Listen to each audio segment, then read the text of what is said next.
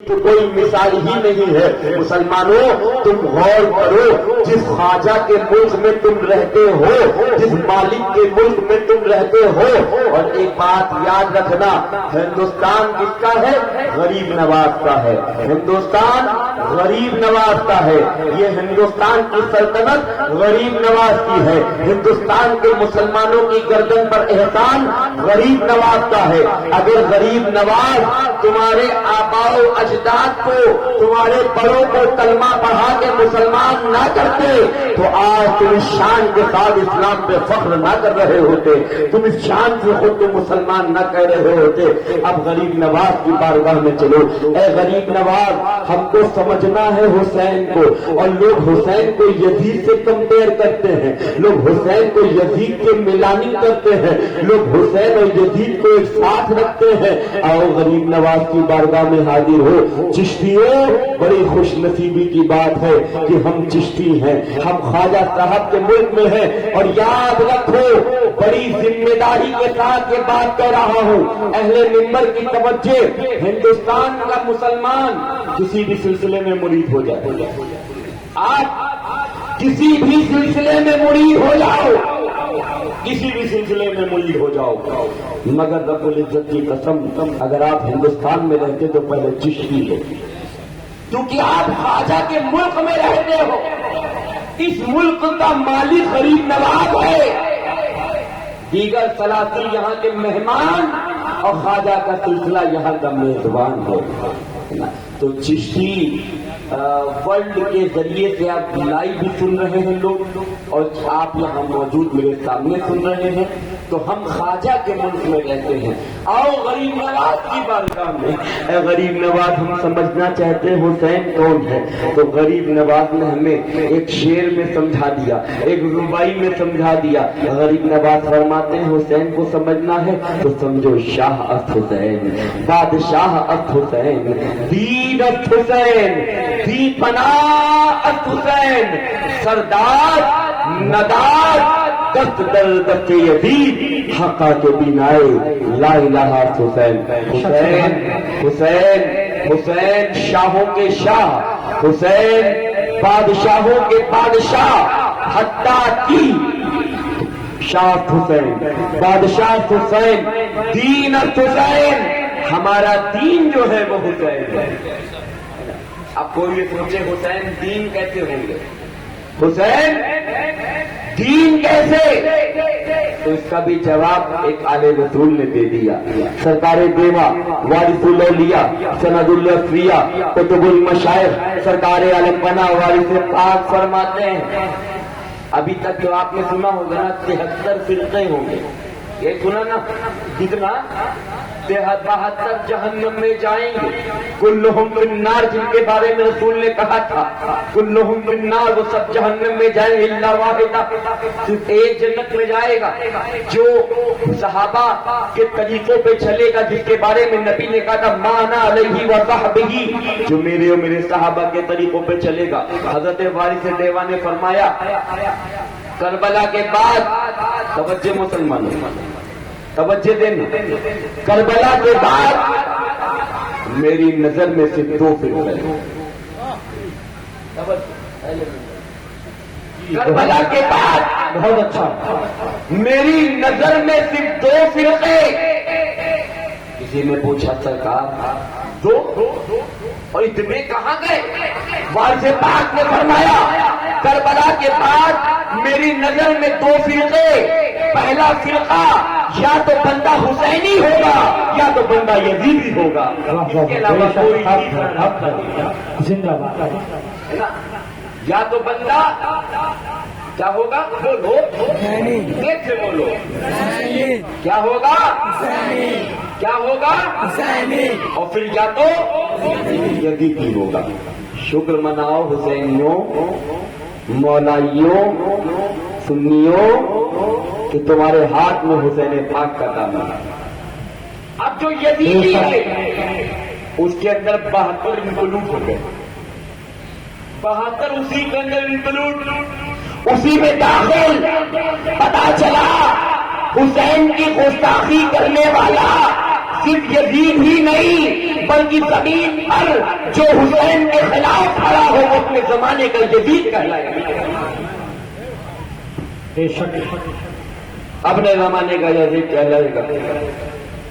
اب لوگ مسلمانوں اتنی جرت کسی کے ماں کے دودھ میں نہیں ہے کہ کوئی زمانے میں حسین کے خلاف کھڑا ہو. ہے کسی میں کوئی کھل کے کہے گا یزیدی ہے؟ ایک لے آؤ زمین کے اوپر سے جو کہے ہم یزیدی ہیں.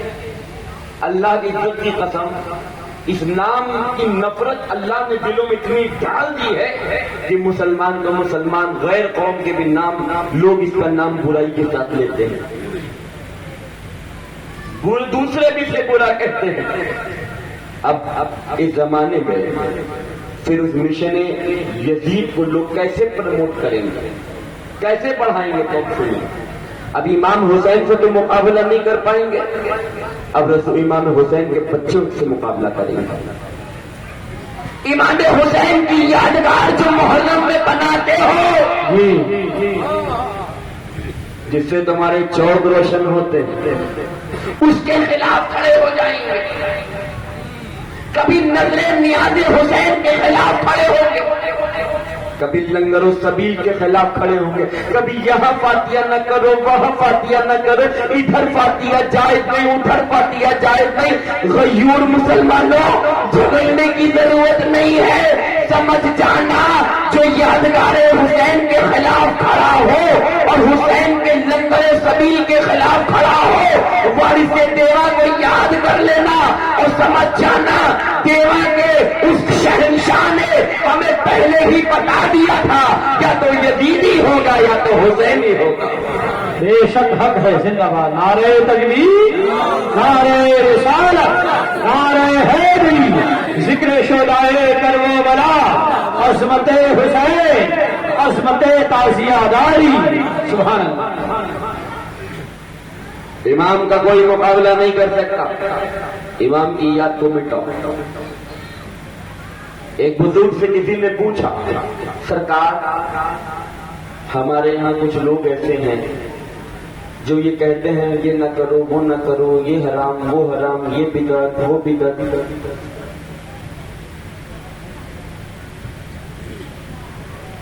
ان بزرگ نے جانتے ہو کیا کہا؟ ان بزرگ نے جانتے ہو کیا کہا؟ جب وہ فرماتے دراصل امام حسین کے مخالف کی یہ چال ہے. اور جانتے کس کا فتویٰ ہے؟ یہ فتوے کے الفاظ میں بیان کر رہا ہوں مفتی اعظم ہند بریلوی کے. وہ کہتے ہیں جو محرم کو رکوانا چاہے, امام کے ذکر کے خلاف بولے, دراصل ان کا مقصد امام حسین کی یادگار سے روکنا نہیں بلکہ امام حسین کے مشن کو, ان کے نام کو مٹانا. جی اگر کوئی کہے لنگر حرام ہے, سبیل حرام ہے, نیاز حرام ہے, فاتحہ حرام ہے, حسین کا ذکر حرام ہے, سمجھ جانا کہ امام حسین کے ذکر کی آڑ لے کر یہ حسینیت کو ختم کرنا چاہتا ہے. مگر اللہ کی سلامتی نازل ہو تم پہ بھارت گنج کے مسلمانوں, حسینیوں, رب العزت کی قسم جو جذبہ تمہارا ہے ہندوستان میں کم جگہ دیکھنے کو ملتا ہے. میں کہہ رہا ہوں بڑی جلدی کسی کی تعریف نہیں کرتا. جی حق ہے. جو جذبہ یہاں کے بچوں کے اندر دیکھنے کو ملتا ہے, کیا حسینیت کا ماحول الحمدللہ. یاد رکھنا ہر چیز سے سمجھوتا کرنا, امام کے نام پہ کوئی سمجھوتا نہ کرنا, حسین کے نام پہ کوئی سمجھوتا نہیں. جی اور جب حسین کے نام پہ کوئی سمجھوتا نہیں ہوتا تو جانتے ہو کیا ہوتا ہے؟ پھر جب حضرت حر نے کربلا میں یزیدیوں سے حسین کے نام پہ سمجھوتا نہ کرا, آج اللہ نے ان کو یہ مقام دے دیا کہ جب کربلا کے 72 شہید کہے جاتے ہیں اس میں حضرت حر بھی شامل ہیں. بے شک حق ہے. حضرت حر سید نہیں ہے, جناب حر آل رسول نہیں ہے, مگر آل رسول کے غلام. اور غلام نے جب آقا کی غلامی اچھے سے کری تو اللہ نے یہ مقام دے دیا، جب آقا کی نیاد ہو رہی ہے تو غلاموں کو بھی بخشا جا رہا ہے، آقا کی نیاد ہو رہی ہے غلاموں کی بارگاہ میں بھی نذران عقیدت پیش کیا جا رہا ہے۔ آج حسینیت کی خدمت کرو تو اس زمانے کے حر بنو گے انشاءاللہ تعالی۔ بہرحال یزید اور حسین ان کا کوئی مقابلہ نہیں۔ کہاں محل، ایمان کا محل کا نام حسین، کہاں محل اور کہاں نالا، اور اب پڑا ہے سیدوں سے پالا۔ جو سیدوں کے تیور دیکھے اور یہ دیکھا کہ اگر حسین نے بیعت نہ کری، ایک حسین اکیلے، ایک اکیلے حسین یزید کے لیے چیلنج بنے گی، ایک اکیلا حسین، ایک اکیلا حسین یزیدیوں کے لیے چیلنج، کیسے بھی کر کے گورنر کو حکم دیا